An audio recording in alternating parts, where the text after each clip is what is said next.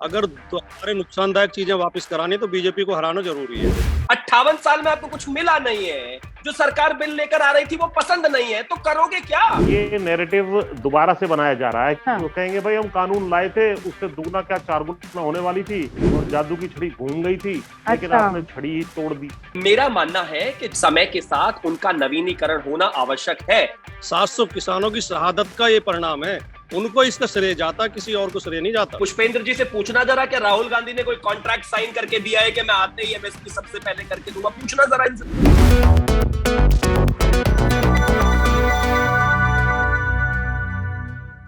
नमस्कार, ABP news की digital debate के साथ हाजिर हूं मैं रुमाना इसार खान। चुनाव की बात देख रहे हैं आप, और इस वक्त चुनाव में सबसे बड़ा मुद्दा जो किसानों को लेकर उठा, किसानों की नाराजगी किसान आंदोलन के रूप में दिखी उन 3 कृषि कानूनों को लेकर जो 2020 सितंबर में मोदी सरकार लेकर आई। लेकिन जैसे जैसे ये नाराजगी बढ़ी, आंदोलन जब 1 साल पूरा करने वाला था, उससे ऐन पहले 19 नवंबर को खुद प्रधानमंत्री नरेंद्र मोदी देश के सामने आए और राष्ट्र को संबोधित करते हुए उन्होंने तीनों कृषि कानून वापस लेने का ऐलान कर दिया। ऐसे में सबसे महत्वपूर्ण बात ये कि क्या तीनों कृषि कानून वापस लेने से जो किसानों की नाराजगी है वो दूर हो जाएगी? इसके संकेत फिलहाल नहीं मिल रहे हैं, क्योंकि किसान कह रहे हैं कि हमारी मांगे और भी हैं। एमएसपी का मुद्दा है जिसे बढ़ चढ़ कर किसान सुलझाना चाहते हैं, उसका समाधान चाहते हैं। और साथ ही महत्वपूर्ण यह भी हो जाता है कि जिस तरीके से टाइमिंग को लेकर सवाल पूछा जा रहा है, क्या चुनाव में ये मुद्दा अभी और गरमाएगा? क्या तीनों कृषि कानून जो विवादित कानून थे उनके वापस लिए जाने से मजबूत छवि जो प्रधानमंत्री मोदी और इस मोदी सरकार की थी उसे धक्का लगा है क्या? इन तमाम सवालों पर चर्चा शुरू करेंगे। आप देख सकते हैं किसान नेता पुष्पेंद्र चौधरी जी हमारे साथ मौजूद हैं, समाजवादी पार्टी के प्रवक्ता राजकुमार भाटी जी हमारे साथ मौजूद हैं, और साथ ही राजनीतिक विश्लेषक बीजेपी के पक्ष की बात रखेंगे शिवम त्यागी इस चर्चा में हमारे साथ जुड़ रहे हैं। बहुत स्वागत आप सभी का। सबसे पहले तो मुझे लगता है राजकुमार भाटी जी को आना चाहिए। भाटी साहब, जो एक मजबूत सरकार वाली छवि थी 3 कृषि कानून वापस लेने से, आपको लगता है कि उसे धक्का लगा है? डेंट नहीं, कानून वापस लेने का तो हम स्वागत करेंगे और देश के प्रत्येक नागरिक को स्वागत करना चाहिए, लेकिन सरकार को मजबूत कहें या कमजोर कहें, इतना जरूर कहेंगे कि सरकार संवेदनहीन सरकार है। सरकार को जन भावनाओं की कोई चिंता नहीं है, सरकार को जनहित की कोई चिंता नहीं है। पहली बात तो ये कानून अनावश्यक रूप से बिना कोई चर्चा किए, बिना कोई समीक्षा किए, बिना किसानों की राय लिए, किसान विशेषज्ञों से बिना पूछे लेके आए गए, जैसा कि मोदी जी की कार्यशैली है। तो ये जरूर कह सकते हैं कि संवेदनहीन सरकार है, और ये तो किसानों को सैल्यूट करना चाहिए हमें कि उन्होंने लोकतंत्र बचाने की लड़ाई लड़ी है। उनके दबाव में सरकार ने किस कानून वापस लिए हैं। 700 किसानों की शहादत का ये परिणाम है, उनको इसका श्रेय जाता, किसी और को श्रेय नहीं जाता कि ये कृषि कानून वापस हुए हैं। ठीक है, तो शिवम त्यागी, मतलब इसमें मोदी सरकार की लाचारी नजर आती है, मोदी सरकार की नाकामी नजर आती है, या बेबसी ज्यादा नजर आती है? तो माना भी मुझे लगता है कि लोकतंत्र में असहमति की आवाज को साथ लेकर चलना एक और मजबूती की बात होती है। वो कहीं ना कहीं किसी तरह की कमजोरी नहीं दर्शाता है। इस देश में 130 करोड़ लोग रहते हैं, और इस देश में 130 के 130 करोड़ लोग सरकार के साथ हर बात में हो, वैसा संभव नहीं है। अगर कोई पर्टिकुलर सेक्शन सरकार की किसी एक बात से इत्तेफाक नहीं रखता था, तो उनको भी, उनकी असहमति को भी साथ लेकर अगर चला गया है, तो ये मजबूती की बात होती है। तो मुझे लगता है कहीं ना कहीं जो पिछले 1 साल से लोग हिटलर से लेकर और तमाम तरह की भाषा का इस्तेमाल, हाय हाय मोदी मर जा तू से लेकर तमाम तरह की बातें जो कही गई, मुझे लगता है कहीं ना कहीं उनको अब सोचने की आवश्यकता है। और हाँ, जहां तक शाब्दिक भाषा की बात है, मैं फिर से यही कहना चाहूंगा, चाहे वो किसी भी तरफ से रहा हो, नितांत ही इस आंदोलन के दौरान वो गिरी है, वो सबने देखा है। आप मुझे एक चीज बताइए रोमाना जी, अगर ये कानून इतना अच्छा ही है, दलालों से ये देश परेशान नहीं है, 87 में महेंद्र सिंह टिकैत जी ने राजीव जी की सरकार को घुटनों पर ला दिया था, 93 में वो वीपी सिंह से मिले और उनकी एकमात्र मांग थी मार्केट को खोला जाना चाहिए, उसी तरह की चीजों को ये बिल लेकर आया। मैं फिर से यही कहना चाहता हूं, हाँ कुछ चीजें ऐसी होंगी जो आपको नहीं समझ आ रही थी या पसंद नहीं आ रही थी, उस पर भी सरकार ने कहा था कि ठीक है इन चीजों को सही कर लेते हैं। आज वो पूरा बिल वापस हो चुका है, तमाम चीजें निकल चुकी हैं। आप मुझे एक चीज बताइए, अब से 100 साल बाद तक भी जी सर, बात यह है कि इस पर तो अभी हम बातें नहीं कर रहे हैं। जिस तरीके से आप अच्छाइयां गिना रहे हैं, फिर तो सरकार को कदम पीछे लेने की क्या जरूरत है? फिर तो देश हित में फैसला लेना चाहिए था। फिर अपने सत्ता के लालच में वो पार्टी जिसमें कहा जाता है कि साहब व्यक्ति से बड़ा दल, दल से बड़ा देश, ये तो सीधे सीधे दल और सत्ता पाने के लिए पीछे हट गए, ये आरोप लगेंगे ना। सत्ता फिलहाल इस बिल के मेरिट बताने का काम ना कीजिए। ठीक है, मुझे लगता है जरा सा हम पुष्पेंद्र जी के पास चलते हैं और पुष्पेंद्र जी से ये समझते हैं। पुष्पेंद्र जी, जो बात अभी शिवम कह रहे थे उनको तो मैंने रोक दिया कि मेरिट बताने का काम ना कीजिए, लेकिन एक बड़ा तबका है जो कह रहा है कि जो किसानों ने अड़ियल रुख अपनाया इन 3 कृषि कानूनों को लेकर, उसके बाद जो कृषि सुधार को लेकर एक उम्मीद जगी थी, अब भूल जाइए, आने वाले 100 साल तक कोई सरकार इस दिशा में कदम नहीं उठाएगी। अब किसान आत्महत्या करते हैं, करते रहे, मरते हैं, मरते रहे। नहीं, ये नैरेटिव दोबारा से बनाया जा रहा है, क्योंकि जैसे इन्होंने वायदा किया था कि किसानों की आमदनी हम दुगना कर देंगे 2022 तक। हाँ। तो कहेंगे भाई हम कानून लाए थे, उससे दुगना क्या 4 गुना होने वाली थी और जादू की छड़ी घूम गई थी, लेकिन अच्छा। आपने छड़ी ही तोड़ दी। तो ये कल से मैंने सुनना शुरू कर दिया है कि हमारे जितने भी कृषि के विषय में हमारी विकास दर है, जैसे वो यूपीए के टाइम के मुकाबले कम है, या और चीजें जो गड़बड़ी हो रही हैं, या फसलों की सही कीमत ना हो रही, सबका ठीकरा एक ही चीज पे फोड़ दिया जाएगा कि भाई इतने बढ़िया कानून लाए थे, हम तो सोने के महल में किसानों को बसाने वाले थे, लेकिन ये सोने का महल ही किसानों ने तोड़ दिया, तो अब हम क्या करें। तो मुद्दा ये नहीं है, मुद्दा ये है कि लोकतंत्र में जब तक आप जो भी वर्ग है जिसके लिए आप कोई कानून लाते हैं उसको कॉन्फिडेंस में लेना, पहली बात, उनके राय मशवरा करना, उनको समझाना बुझाना। हाँ, हम इनका धन्यवाद देते हैं इस बात के लिए कि ठीक है भाई, आपने बात को मान के, चाहे डिले किया हो, 700 लोगों की इसमें शहादत हो गई हो, लेकिन अब आपने कर दिया, आपका धन्यवाद है। लेकिन बाकी मांगों को आप कर दें तो आपको हम और जो है धन्यवाद देते हुए शांतिपूर्ण तरीके से अपने घर लौट जाएंगे। जी ठीक है, भाटी जी के पास एक बार फिर से चलते हैं। भाटी जी, देखिए, एक तबका जो है वो ये कह रहा है कि साहब फिलहाल जिस तरीके से कृषि कानूनों को लेकर सरकार ने हाथ पीछे खींचे हैं, इसकी बड़ी वजह आने वाले कुछ महीनों में चुनाव है, जो पंजाब में भी होना है, उत्तर प्रदेश में भी होना है। दोनों एक तरीके से कृषि प्रधान प्रदेश हैं। तो ऐसे में सवाल ये कि अब जबकि सरकार ने तीनों कृषि कानून वापस ले लिए हैं, सियासी तौर पर क्या ये अभी भी मुद्दा बनेगा, या फिर सियासी मुद्दा अब विपक्ष के हाथ से निकल गया है? अब और ज्यादा मजबूती से ये मुद्दा बनेगा। रोमाना जी, किसान, देश का किसान ये अच्छी तरह समझ चुका है कि अगर आफतों से छुटकारा पाना है, अगर हमारे नुकसानदायक चीजें वापस करानी, तो बीजेपी को हराना जरूरी है। तो किसान, अब उसे ये भी पता है, बीजेपी के दर्जन भर नेता बयान दे चुके हैं। कलराज मिश्र बहुत वरिष्ठ नेता हैं, साक्षी महाराज और कई विधायक और सांसद, कई कानून तो हम दोबारा लेकर आएंगे। तो किसान को ये भी पता है कि अगर बीजेपी आने वाले चुनाव में जीतेगी, उत्तर प्रदेश का चुनाव देश की राजनीति तय करता है। तो ये किसान इतना जागरूक है, इतना शिक्षित है, उसके हाथ में भी अब इंफॉर्मेशन होती है, सबके हाथ में मोबाइल है। वो समझ रहे हैं कि अगर उत्तर प्रदेश में बीजेपी जीती तो एक कृषि कानून फिर दोबारा वापस आ सकते हैं, और अगर बीजेपी का सफाया हो गया तो कानून तो वापस हुए ही हुए हैं।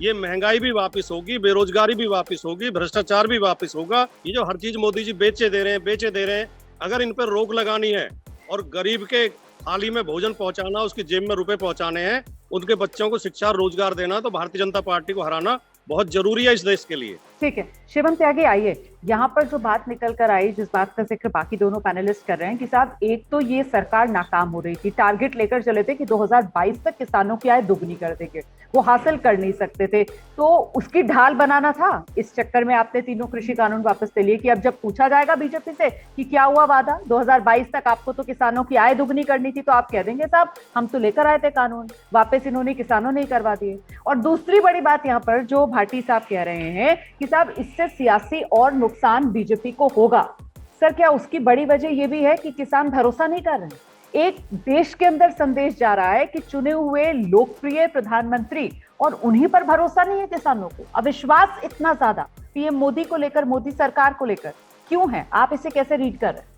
भारतीय जनता पार्टी अगर बिल को वापस ले ले तो ये चुनाव की वजह से है, लेकिन यही किसान लखनऊ में जाकर विशेष तौर पर धरना करे तो वो चुनाव की वजह से नहीं है। भारतीय जनता पार्टी अगर बिल वापस ले ले तो ये चुनाव की वजह से नहीं है, लेकिन इनके खुद के कैंडिडेट किसान संयुक्त किसान मोर्चा के जिला पंचायत के चुनाव में जाके मुजफ्फरनगर में चुनाव लड़े, ये बिल्कुल राजनीति से प्रेरित नहीं है। भारतीय जनता पार्टी चुनाव ये वापस ले ले बिल तो ये चुनावी है, लेकिन उत्तर प्रदेश और पंजाब के अलावा चाहे वो महाराष्ट्र हो, चाहे वो मध्य प्रदेश हो, कहीं आप इस जगह की, इस एजिटेशन की इतनी गति देख रही हो तो मुझे बताइए, नहीं है ना। ये सारा चुनावी है, ये भी जानते हैं।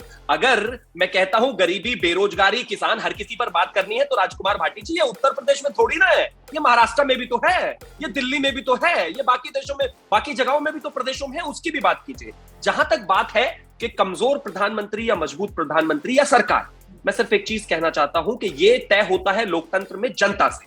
जनता की अगर मैं बात करूं, पहले भी लगातार बात हुई है, मैं कहता हूं जितने भी चुनावों का इतिहास उठाकर देख लीजिए, हाँ कई जगह कई तबकों में हमें नुकसान हुआ है, लेकिन जिस तरह से इसको दर्शाया गया है वैसा बिल्कुल कुछ नहीं रहा है। एक बात बहुत साफ है, मैं कहता हूं कि मंशा सरकार की बहुत साफ थी, चीजें बहुत साफ थी। हाँ, कुछ चीजों को लेकर जरूर नाइत्तेफाकी एक इतने बड़े देश में हो सकती है किसानों को, लेकिन आप कहें कि ये सुधार थे ही नहीं और अब से पहली जो व्यवस्था चलती आ रही थी वो बहुत शानदार थी, तो इस देश में किसानों का ये हाल नहीं होता। आज या कल या परसों या 10 साल बाद, चाहे वो पुष्पेंद्र जी हो, चाहे वो बाकी किसान नेता हो, इन लोगों को जिम्मेदार ठहराया जाएगा और किसानों की जो ये बदहाली है इनके लिए इनको सबसे बड़ा जिम्मेदार ठहराया जाएगा। और ये देश सवाल पूछेगा इनसे कि जब इस देश में सुधारों की बात थी तो कम से कम लागू करने दिया जाता, कुछ आधा लागू करने दिया जाता या कोई ना कोई समाधान होता, लेकिन आप अड़ लगाकर बैठ गए तो आपने वो 47 वाली स्थिति को आज 2021 में भी रिपीट होने दिया। मेरा मानना है सुधार की तरफ देश जाना चाहिए, सरकार चाहे कोई भी। मैं समझी नहीं, क्या 47 वाली स्थिति को 2021 में भी होने दिया? मेरा मानना है कि जिस तरीके से पुराने कानून, पुरानी चीजें, पुरानी व्यवस्थाएं चलती आ रही हैं, समय के साथ उनका नवीनीकरण होना आवश्यक है।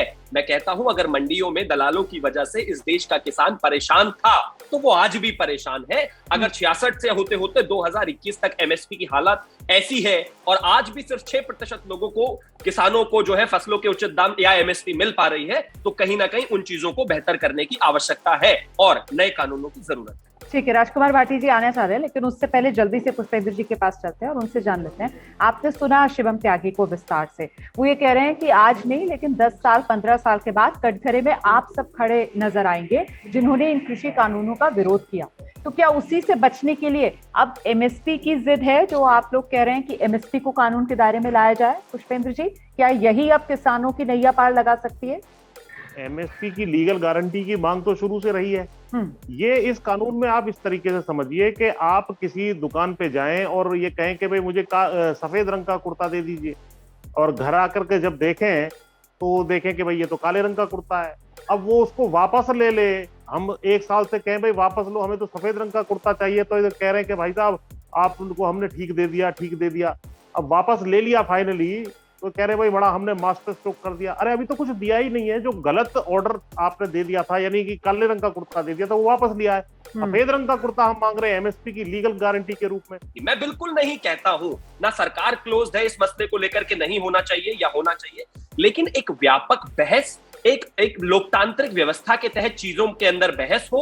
लोगों पर जिस तरीके से आप जो शर्ट खरीदे थे वो शर्ट अब वापस ले ली है शोरूम वालों ने, अब आप कह रहे हैं कि मुझे उसमें से आधा डिस्काउंट भी दो, मेरे पैसे भी वापस दो और उससे 50% और ऊपर दो। जब शर्ट आपकी वापस ले ली गई है तो शांति से, जब वो कमेटी बन गई है, उस पर विचार होना चाहिए। और रोमाना जी जैसे लोग, मुझ जैसे लोग जो दिन रात बेचारे मेहनत करके तनख्वाह कमाते हैं, उन लोगों के लिए सड़कें भी खोल दी जानी चाहिए, वरना 4-4, 5-5 घंटे जो आदमी फंस के जा रहा है उनकी भी कहीं ना कहीं जिम्मेदारी होनी चाहिए। लोकतांत्रिक व्यवस्था में आप 1 साल से यहां पर बैठे हैं, आपका स्वागत है, लेकिन एक हक के तहत, आर्टिकल 19(2) के तहत मेरा भी अधिकार है कि आप मुझे इस तरह से परेशान ना करें। और ये 1 साल से चलता आ रहा है, जब कमेटी बन चुकी है, सारी चीजें हो चुकी है, तो आगे बढ़ना चाहिए। जवाब ले लेते हैं। देखिए, मैं तो एक बात जोड़ दूं इस सारी बात में कि किसान, अगर इस देश का किसान गरीब है और बदहाल है, भूखा है, तो वो इस वजह से नहीं है कि वो मेहनत कम करता है या उपज कम पैदा करता है। उसको वो उपज भी पैदा करता है, लेकिन उसकी उपज का सही मूल्य नहीं मिलता। असली समस्या ये है। बिल्कुल, अगर सही किसान मांग रहे हैं, जो स्वामीनाथन कमेटी बनी थी उसने सारे आंकड़े इकट्ठे करके उनका कितनी लागत आती है, कितना खर्चा आता है, उसकी मेहनत जोड़ के, उनका लेबर जोड़ के तो तय किया था रेट। अगर वो रेट किसान मांग रहे हैं, कौन सा गुनाह कर रहे हैं? अब उस किसान को सही कीमत ना मिले, इसके लिए 10 तरह के कुतर्क लेके आएंगे, पता नहीं क्या क्या कुतर्क करेंगे, कहाँ जिमी कार्टर पे जाएंगे, कहाँ जाएंगे। अरे भैया, जब मैं ये कह रही हूँ सर, मैं ये कह रही हूँ कि ठीक है, अब एमएसपी को लेकर भरोसा करना चाहिए ना भाई। गुजरात के मुख्यमंत्री जब थे नरेंद्र मोदी, खुद आप ही लोग बता रहे हैं, तब उनकी तरफ से खुद ही कहा गया था ना, एमएसपी को लेकर खुद ही उनकी तरफ से प्रस्ताव आया गया था, तो फिर भरोसा तो कीजिए ना। प्रधानमंत्री ने 3 कृषि कानून वापस ले लिए हैं, एमएसपी पर समिति बनाकर आगे बातचीत का भरोसा भी दे दिया गया है, तो सड़क क्यों नहीं खाली कर रहे हैं? सड़क पर बैठे किसान ये क्यों ना माना जाए कि सिर्फ और सिर्फ राजनीतिक हथियार है? नहीं, सड़क का जवाब तो पुष्पेंद्र ने दिया। सड़क पर किसान नहीं बैठे, उन्हें स्टॉक नहीं है उसमें बारिश में, धूप में, सर्दी में बैठने का। वो तो रामलीला मैदान आ रहे थे, वो तो सरकार ने बैठा, उन्हें आज रामलीला मैदान खोल दे सरकार उनके लिए, वो रामलीला मैदान में आकर बैठ जाएंगे। लेकिन आंदोलन तो वो समाप्त करेंगे नहीं जब उनकी संतुष्टि हो जाएगी। ठीक है। उनकी जो मुकदमे लगे हैं वो भी वापस होने चाहिए, जो शहीद हैं उनको भी दर्जा शहीद का मिलना चाहिए, उन्हें आर्थिक सहायता मिलनी चाहिए। ये तमाम मांगे अभी तो हैं। तो शिवम त्यागी फिर ये जायज मांगी माननी चाहेंगी ना कि अगर संवेदनशील सरकार है फिर उसको इन तमाम बातों को गंभीरता से लेना चाहिए। भाई 1 साल तक अगर किसान बैठा रहा है सड़क पर तो उसका जो नुकसान हुआ है उसका हर्जाना भरे सरकार, क्योंकि खुद ही सरकार मान रही है, माफी मांग रही है कि उससे गलती हो गई, वो नहीं समझा पाई, तो अब भरे खमियाजा। पहले ग्राउंड की बात करते हैं। मैं बड़ी शालीनता से कहना चाहता हूं, आपको निरंकारी ग्राउंड ऑफर किया गया था, आपने मना कर दिया। उसके बाद पिछले 1 साल का जो आपका ट्रैक रिकॉर्ड रहा है, एक विद्यार्थी के नाते ट्रैक रिकॉर्ड कैसा रहता है उसका पास्ट का उसी का फ्यूचर तय करता है। सुप्रीम कोर्ट ने खुद कह दिया कि अभी तक तो दिल्ली को बाहर से बंधक बनाकर बैठे हो, अब क्या अंदर बंधक बनाकर बैठोगे? आप गए तो थे सुप्रीम कोर्ट। चलिए ठीक है, सरकार आपके साथ की नहीं है, समर्थन की नहीं है, सुप्रीम कोर्ट की तो थोड़ा बहुत मानते होंगे ना पुष्पेंद्र जी, एक बात। और दूसरी, अब आपको अब आप ही ने बोला था ओवरलैप नहीं करना है, अब ओवरलैप करना है। रुक जाइए ना, अरे भाटी जी रुक जाइए ना। और दूसरी बात, ये एमएसपी तो मुझे लग रहा है शायद आप ये दिल्ली वाले प्रधानमंत्री जी से ही मांग रहे हैं ना। तो ये लखनऊ में जाके जो ये चुनावी सभाएं हो रही हैं, ये माहौल बनाया जा रहा है, ये क्या है? ये मतलब वहां है क्या मामला? या अखिलेश यादव जी ने कोई प्रॉमिस किया है कि मैं एमएसपी दूंगा, बीजेपी को हराइए तभी मैं एमएसपी आकर दूंगा, इसलिए उनको आना चाहिए? चुनावी है, बड़ी शादी बात। ठीक है। भाटी साहब आप आएंगे क्योंकि अखिलेश यादव का नाम दे दिया है, उसके बाद फिर पुष्पेंद्र जी से जवाब दूंगी। भाटी साहब, अखिलेश यादव ने वादा कर दिया क्या साठगांठ कुछ किसानों के साथ? कुतर्क के सिवा कुछ नहीं। अगर लोकतंत्र में, लोकतांत्रिक प्रक्रिया में देश का हर नागरिक शामिल होता है तो बीजेपी के पेट में दर्द क्यों है? सरकार को और सरकारी संस्थाओं को तो प्रयास करना चाहिए कि देश का हर नागरिक राजनीतिक रूप से जागरूक हो, पोलिंग में हिस्सा ले, मतदान में हिस्सा ले, सरकार बनाने बिगाड़ने में हिस्सा ले। ये कह रहे हैं किसान राजनीति क्यों कर रहे हैं, मजदूर राजनीति क्यों कर रहे हैं? राजनीति आपके लिए छोड़ दें, राजनीति सिर्फ इस देश के पूंजीपतियों के लिए और अपराधियों के लिए छोड़ दें, आम आदमी राजनीति ना करे। रोमाना जी 58 साल कांग्रेस रही, 58 रुपए का प्रॉफिट हुआ क्या इनको? 58 साल कांग्रेस रही। पुष्पेंद्र जी से पूछना जरा कि राहुल गांधी ने कोई कॉन्ट्रैक्ट साइन करके दिया है कि मैं आते ही एमएसपी सबसे पहले करके दूंगा? पूछना जरा इनसे। 58 साल में आपको कुछ मिला नहीं है, जो सरकार बिल लेकर आ रही थी वो पसंद नहीं है, तो करोगे क्या? और सत्ता में मैं कहता हूं चुनाव लड़ने की और राजनीति करने का पूरा अधिकार है, किसान को दिन रात करे, लेकिन किसानों के बिलों और उनकी बेहतरी और उनकी बुराई को देखते हुए करे, वो महत्वपूर्ण। चलिए, समय मेरे पास इतना ही है। बहुत बहुत धन्यवाद आप सभी का मेरे साथ इस चर्चा में जुड़ने के लिए। तो आपने सुना किस तरीके से शिवम त्यागी सवाल पूछ रहे थे कि किसानों से पूछा जाना चाहिए करोगे क्या। फिलहाल किसानों का जवाब यही है कि करके तो दिखा दिया, जो तीनों कृषि कानून थे वो तो सरकार को आखिरकार वापस देने पड़े। अब यहां से लेकिन संघर्ष खत्म नहीं हुआ है, किसान अभी भी सड़क पर हैं और मांग यही कर रहे हैं कि बाकी की जो मांगे हैं, जिसमें एमएसपी को कानूनी जामा पहनाना, साथ ही साथ कुल 6 मांगे, जब तक वो पूरी नहीं होंगी तब तक किसान हटेंगे नहीं। बहुत बहुत शुक्रिया डिजिटल डिबेट में मेरे साथ जुड़ने के लिए। फिर किसी और मुद्दे पर आपसे मुलाकात होगी। फिलहाल इजाजत दीजिए।